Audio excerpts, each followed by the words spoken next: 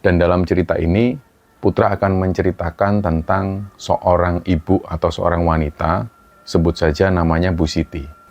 Nah, Bu Siti ini adalah perempuan parubaya.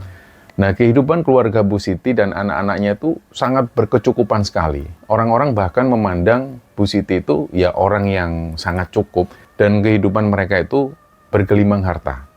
Jadi beliau punya rumah yang besar-besar semua, anak-anaknya pun juga demikian. Sampai pada suatu hari, pada saat itu menjelang keberangkatan haji. Jadi di situ ada kejadian yang sangat nggak masuk akal. Siang itu sekitar ba'da duhur, tepatnya sekitar jam 2 siang, Bu Siti ini waktu itu baru pulang dari rumah salah satu anaknya. Sekitar jam 5 sore, suami Bu Siti ini pulang dari kebun.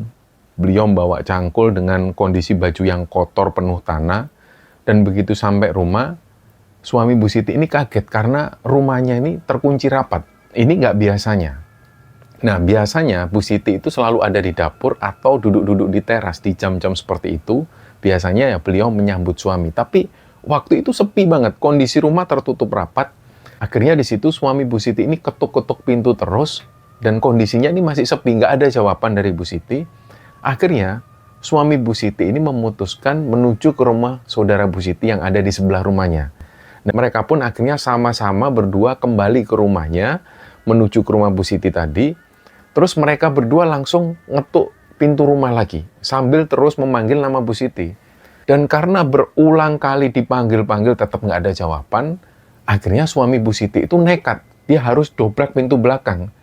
Karena keterangan dari saudara Bu Siti ini, Bu Siti ada di dalam rumah dan katanya tidur. Jadi di situ suami Bu Siti ini khawatir ada sesuatu yang terjadi pada Bu Siti. Nah, begitu pintu ini didobrak, pintunya jebol, mereka berdua masuk dan langsung memeriksa setiap ruangan.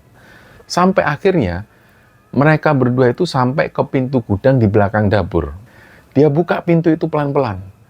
Begitu masuk gudang itu, langsung tercium bau apek dan juga banyak debu lah di ruangan itu.